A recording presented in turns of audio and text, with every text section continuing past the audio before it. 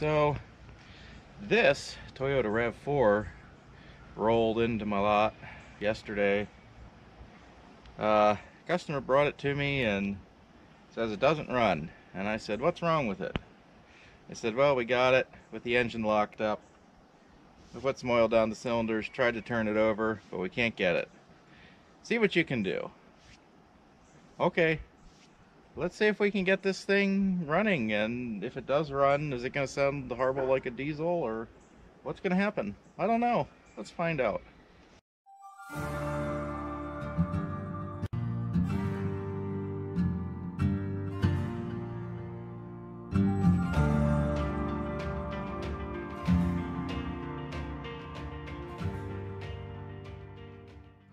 So this is how it came to me.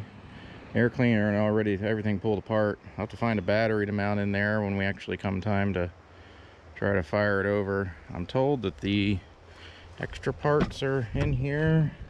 And we got spark plugs and coil packs.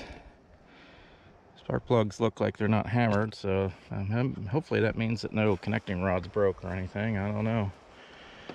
I haven't crawled under it yet to check if there's any holes in the block or anything. I don't know if they did either. I guess it would tell us if it still has water in it. Well, it appears to have water in it, so I guess that means we didn't throw any metal parts through the water jacket. I guess that's good. Let's see what else. Brake canister's empty. I'm sure that's great. Pull the dipstick out here. Probably some of the fluid that they put in has run down through. I'm seeing some moisture on the dipstick. It smells like kind of like Marvel Mystery Oil and penetrating fluid. So, so the only thing I have done to this is I put some automatic transmission fluid, ATF, down the cylinders, and I'd filled them up to the top. It looks like they all leak down past the rings. So that's good. That probably means that the rings aren't seized. That probably means that the bearings are seized, and that gives me less confidence for this running well when it fires up. They said they were trying to turn it over, I think, with a breaker bar and everything, getting leverage on the crankshaft bolt. I don't like doing that for high pressure stuff, but that's probably what I would have tried first had they not told me that that's what they did. I think maybe what I'm going to try is to pull the starter and access the flex plate down there, maybe. I am not sure yet. I will have to crawl under this thing and take a look at what it looks like underneath and see if there's an access point to the flex plate down there. I know very little about this specific vehicle. This is your standard 4-cylinder Toyota engine, set up a little bit different to go into the RAV4, but how many miles are on it? Oh, it's digital. I have to hook up the battery before I figure that out. I do have the shifter interlock pulled to get it into neutral, and that's where she stays.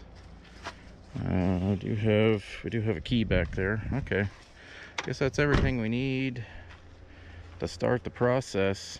Probably the first thing I'm going to do is try to find a good point where I can get some kind of bar on something to turn the engine without potentially breaking anything. We'll try it, and then we'll try kind of rocking back and forth with whatever prying device we get on here. Probably take off some of these things just to get down in here. And transmission has fluid. That looks good. Actually doesn't look cooked. I don't know if that means that it overheated. I think they said something about that possibly they ran it out of oil. And again, if that's the case, I'm thinking the bearings might be seized, and I don't... Unseizing bearings is not great, because the weakest point of that situation is the bearing material. And if the bearing material welds to the crankshaft or the camshaft, I think this is an overhead cam, but if it, I'm more concerned about the crankshaft. If the bearing material welds to the crankshaft journals, the part that breaks loose is going to be the material itself, which is going to stay welded in pieces both to the bearing plate, backing plate, and the crankshaft journal. So I'm not confident that any of that is going to be good. I might have to pull. Another reason I want to crawl under it is I'm probably going to have to pull the oil pan and look at the bearings at some point. Did they take the belt off? Why did they? Okay, the belt is off. Did they leave? Is the belt in here somewhere? I didn't see a belt. Well, if I'm gonna try to get it running, I'm gonna need a belt. Well, I'm not seeing a belt. No belt. Okay, so someone's already been messing with this, probably before the customer. The customer got it. I don't know if they got it at auction or just bought it. I don't know, but they're not the ones who destroyed it. So somebody either took the belt off or ran it without the belt. I don't know. So that's a summary of where we're at, where we're starting. That's our starting point. So there's a couple ways to lock up an engine. None of them good, obviously. They can lock up from sitting with age, and those are easily freed just because the bearings dried out and maybe everything's a little stiff.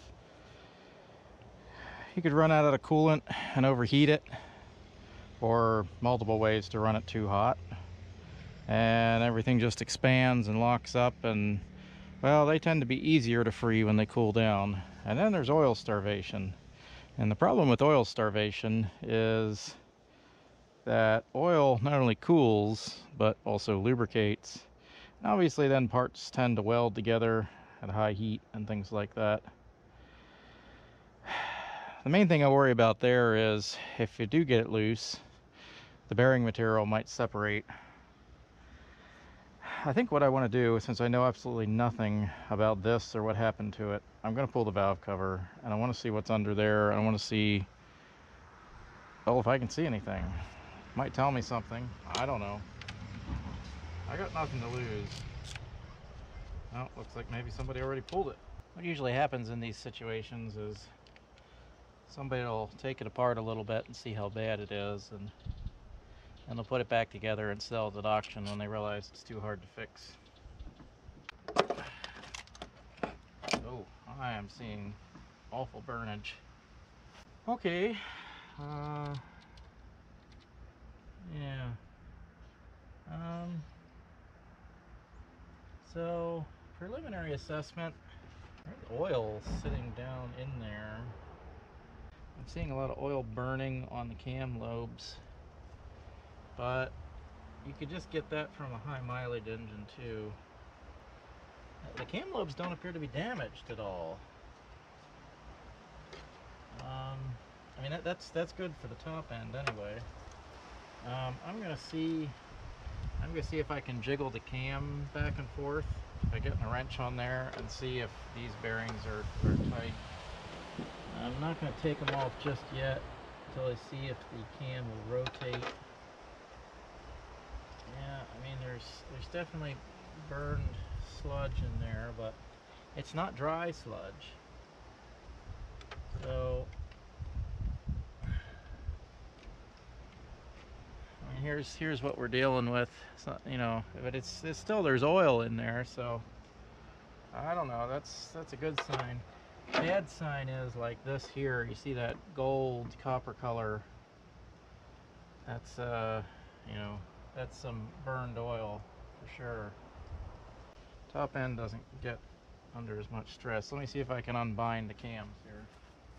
I might pull the cams, or I might pull just one bearing and check it, but I'm not going to do that just yet.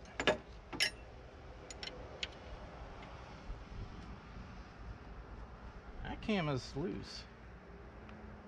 I don't know if you can see it rotating there. That's a good sign. How about the other cam?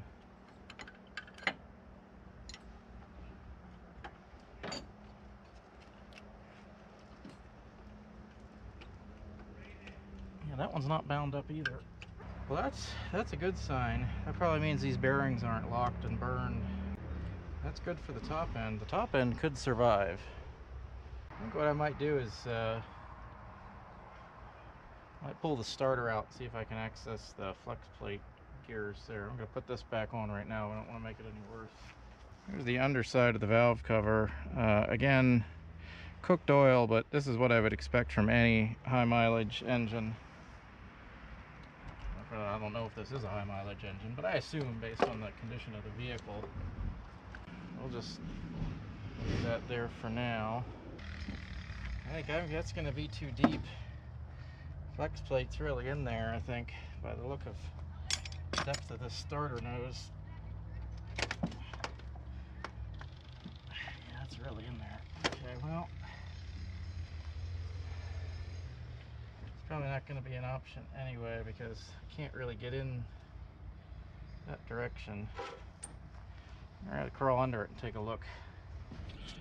So there is an access cover, which I'm not gonna be able to see yet. It's you kind of got to look way down in there, and it's up there, and well, it's there. Just take my word for it. But I can't get to it unless I take this. I think I can pull that and leave the engine supported where it is. Goodness, that bolt. I can drop that cross member and hopefully reach that access panel, and that'll hopefully give me access right to the flywheel teeth. Flex plate teeth, not flywheel. I guess I'm going to try to pull that cross member. Alright, let's take a spin under here. I pulled this drivetrain support down. Get some light on the situation. So up in there, you can see there's an access plate. So I am going to try to get a pry bar up in there and work the engine back and forth. That's the only access plate I can find. I don't know if it's going to be enough room, but we'll find out.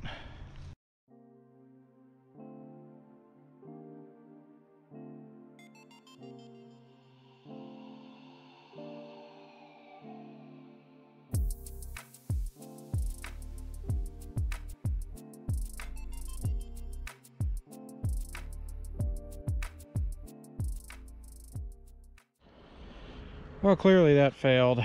I can't get enough leverage to do anything in there, and I'm worried about bending the flex plate. You know, I tried tapping on the bolts, the torque converter bolts, to kind of, you know, spin it, and that's not doing it. So I'm thinking the next step is to take off that oil pan. I'm sure that'll be a joy what I find underneath. You look at all this RTV, it's just smeared everywhere. The last person didn't even use a gasket by the looks of it. So I guess we'll take the oil pan off and see what we find. I should be able to get it off relatively easy with everything pulled away here. I don't think I even have to pull the exhaust, so let's get to that. Alright, I pulled the oil pan off, and it appears to have a girdle.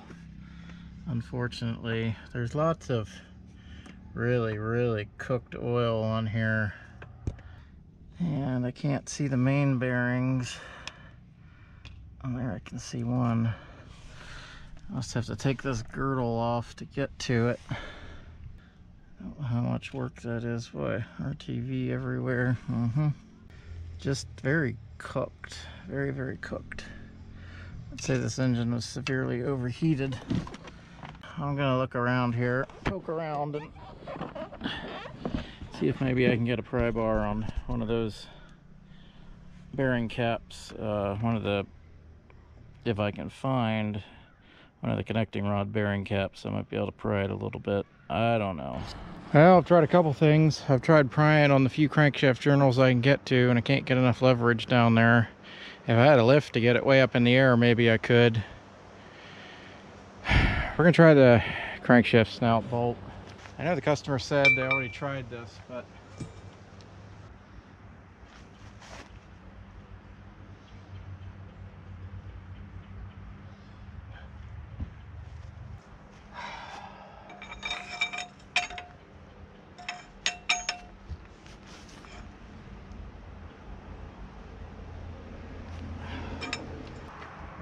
to snap this bolt off. Alright, this isn't the smartest thing I've ever tried, but sure, why not?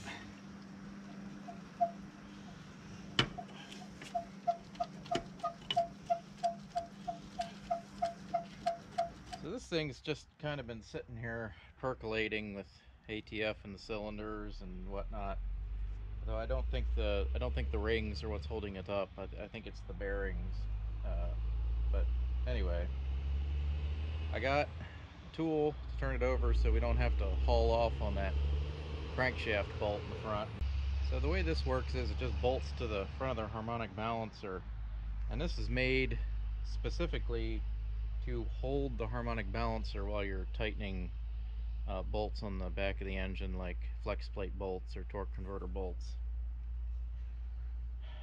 It looks pretty strong. I don't know. There's a couple versions of this. The main version that you see online is a completely round tool, and it has kind of notches sticking out of it, and it's deeper, but it doesn't have complete bolt circles. It just has half circles cut out in the middle, kind of rotate against the bolts. This is the only one I could find that has actual, like, complete holes. This works on a couple different versions of this because the holes are slotted, so there's a little bit of adjustment you can have in there for different harmonic balancers. But I picked this one because it looked a little beefier. I don't know. I think this is what, $20 maybe online. I don't know. We're gonna slap this on the front of the engine and see if we can turn it over. Well, I got her on. Got a breaker bar on there and a pipe on the breaker bar. Also pulled the valve cover off real quick again. I never tightened it down, but I pulled it off because I want to see if the chain even moves a little bit. That'll tell me whether it's moving or not. So we're gonna try to go backwards. Oh goodness. Okay.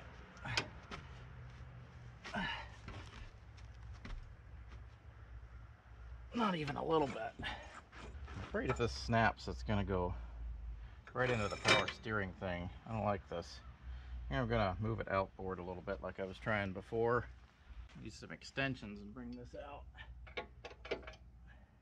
What could possibly go wrong?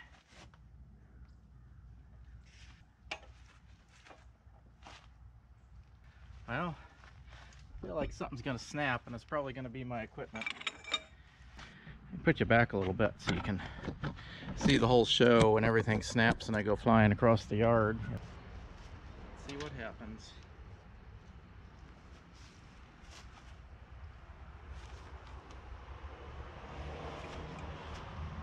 Oh, it's just bending. Try and go backwards.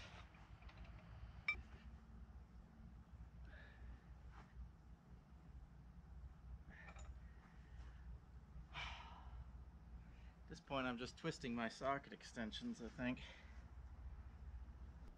This isn't really worth breaking tools over. Does not want to bust loose.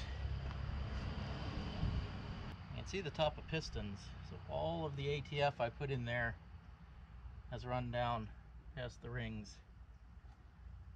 Either there's a mechanical failure and one of the pistons is blocking us, but I can't go backwards, so I don't feel like that's it. Or the bearings are locked up. I feel like the bearings are locked up. Well, I'm tempted to pull camshafts and try to free the valve. Maybe the valves are, I don't know. If I dropped a valve, it could do that, but you should be able to back it off. I think just to eliminate the possibility that maybe a valve or something has dropped, I'm going to pull the camshafts, I guess.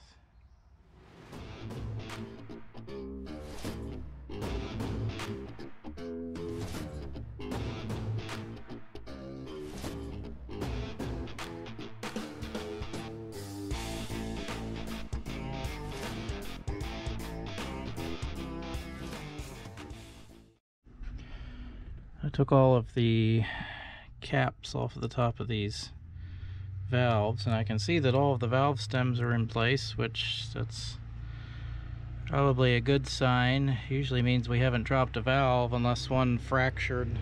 Kind of find it highly unlikely that the stem would fracture like that without other repercussions. Well, I decided to take the cylinder head off because it's the easiest way to completely eliminate any mechanical issues up here. If it's not in the head, that pretty much means that it's down in the main bearings. The only other weird thing that could happen is if something locks up the torque converter, but that's highly unlikely. I just don't see that happening. I have pulled all the bolts from the head, and I pulled the studs out that go through here, so I can kind of lift the head straight up. These bolts are hard to get to. I'm gonna try to pull it with the intake on. I don't know. Well, we're gonna find out. We're just gonna try to lever it up out of there. Well, let's see what happens. Well, just like I thought, no mechanical damage. So the pistons are not what's keeping us from moving, I don't think. I think this engine is probably shot. I'm sure the engine is shot. What I'm trying to figure out at this point is what is sticking it up. I don't know. Let's beat on it a little bit. Got nothing to lose. I've tried leaning on it. I've tried beating on it. You don't want to beat too hard or you start destroying stuff, and as soon as you destroy the top of this piston, well, then you're done no matter what happens. The problem is, even to swap the engine, if you're pulling just the engine and not the transmission, you would still have to get the engine to turn over because you got to loosen the torque converter bolts. So you still have to take the engine apart, the bottom end apart, I should say, if you're going to pull the engine. Here's the center line of the crankshaft. So you got to take this piece off here before you can even get to the bearing caps. Well, the customer has decided that they want to keep going on this engine and try to get it running, I guess. I probably would have given up on this thing a long time ago, but I guess since I'm getting paid to do this, we should keep going with it. So let me bring you in here. So we're gonna need to pull this timing cover, which on a normal engine wouldn't be such a pain, but since this is a transverse engine, we're fighting the fender over here, so all those bolts have to come out. And also, since it's a transverse engine, this engine mount, which fastens to the front of the timing cover, has to be removed. I have a jack under the rear engine mount back there. That's what this jack is. I'm thinking that might be enough to hold it up. We're gonna find out. I don't really know what's gonna happen with that. Honestly, there's, what, 4 mount points on this. There's one there, one here, and one back there down on the lower side. And then of course the transmission and everything that mounts to. And then once the timing cover is off, then we need to take off the lower crankshaft girdle. It's actually the lower, or the upper oil pan. There's the lower oil pan, it's the actual oil pan, and then there's the upper section. I don't know if you can see the seam right here. Everything from there down needs to come off. And then we need to see what the bearings look like and all that. So I guess the first step is to get all this timing cover stuff off the front of the engine. Well, you got to get it started if you want to get it done, so I guess we'll begin. I don't know if I showed this, but there is a lot of bearing material in the pan. That's what this flaky, panning for gold stuff looks like. There's also chunks of oil. That's that is what it is, but lots of bearing material.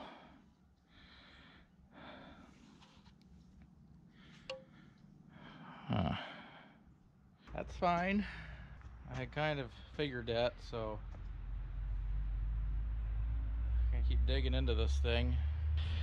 So I've taken the timing cover off, and I've taken the upper, I guess, call it the upper oil pan.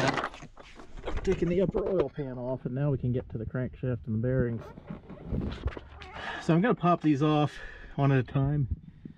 Take a look at them. The front is good. Obviously I'll clean that up and wipe it down since I'm touching it with my dirty fingers, but here's the bearing. I mean, there's just a little bit of surface scoring, just the tiniest bit. There was oil in the gallery in the bearing. You can see there's kind of score lines there, so we did get some grit in there and a little bit of ablation on the surface, but overall, I mean, that's really good. So I'm gonna take these off one at a time, and if I find anything worse than this, I'll let you know, and then I'll pop the connecting rod caps off.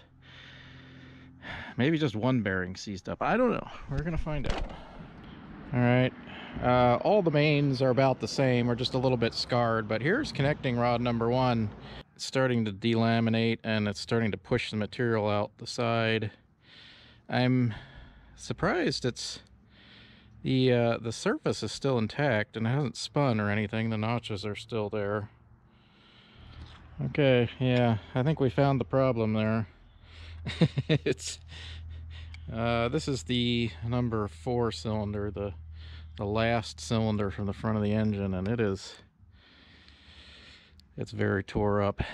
This bearing is melted into place and pretty much welded itself to the connecting rod. So yeah, that's where we're at.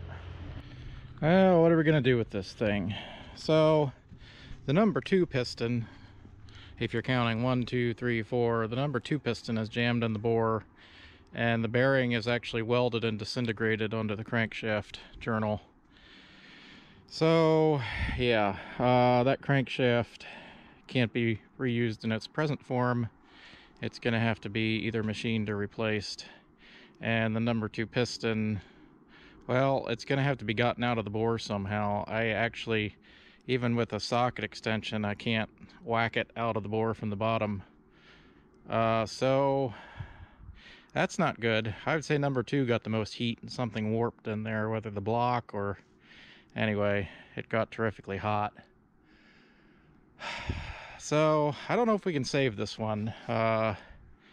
There's yeah, there's been a lot of heat and warping in this thing. The connecting rod journals, I would show you the number 2, but you can't really see it down under there too well. The connecting rod journals are drastically overheated. They've been probably red hot or close. You can see on the bearing caps, there's the number 2 cap. You can see there's even some material welded to the cap itself. And almost all the bearings except for the number 1, they were all spun. And you know, that means when it rotates, when the bearing rotates independent of the connecting rod like this, and of course it takes off the notches when it does that, and that's not supposed to happen. So this thing got very, very hot, so I'm not sure that I'm going to recommend a rebuild for this. I don't know, we'll see what the customer wants to do, I guess. So the engine in this RAV4 is toast. There's a couple options. We could rebuild the existing engine, but we can't really do an in-frame rebuild because the number 2 cylinder is, well, it probably needs a new liner pressed in. It needs to go to the machine shop. Probably everything is warped because it's hot. Got it way overheated. Still can't even get that piston out. So that probably needs to go to the machine shop. The head probably needs to go to the machine shop. It needs all new parts, new oil pump, new timing set, just to be sure, since it's off anyway. You do that stuff. New seals, new gaskets. It's a lot of money. So the other option is we replace the engine with a new long block. Pretty expensive. That's, you know, $4,000 or $5,000 maybe to have it shipped and have everything here and do it. And the third option is to drop in a used engine. So between those three choices, we tossed them around and we decided that this car is definitely worth saving. It has like new brakes. We think the rest of the car is in great shape. I mean, I've never driven it, and but supposedly the person that the customer got it from says it runs and drives, or ran and drive before the engine seized up. So on the next video, next time you see this car, we're gonna put a new engine in it of some kind. I would like to not send this to the junkyard. I like to not send any cars to the junkyard if at all possible. I like to save things that can be saved, and so we're gonna save this RAV4. So tune in next time to see our solution for saving this. So thanks for coming along with this part of the project. We're gonna have some more coming up on this car, so stay tuned for that. And if you want to see that, please subscribe. Feel free to like, comment. I do read all the comments. Leave them down below. I appreciate all of you who come along on these journeys with me.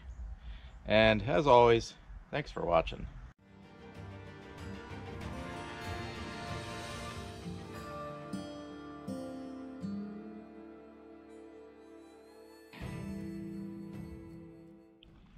I also want to note that this entire job so far has been right here in the middle of my shop, and this whole thing is going to take place right here in the middle of my shop, because this is the way we do things, and this is the way a normal person would have to do them. And so for those of you who don't have a big fancy shop with a lift or anything, you can see how we are gonna quick do this.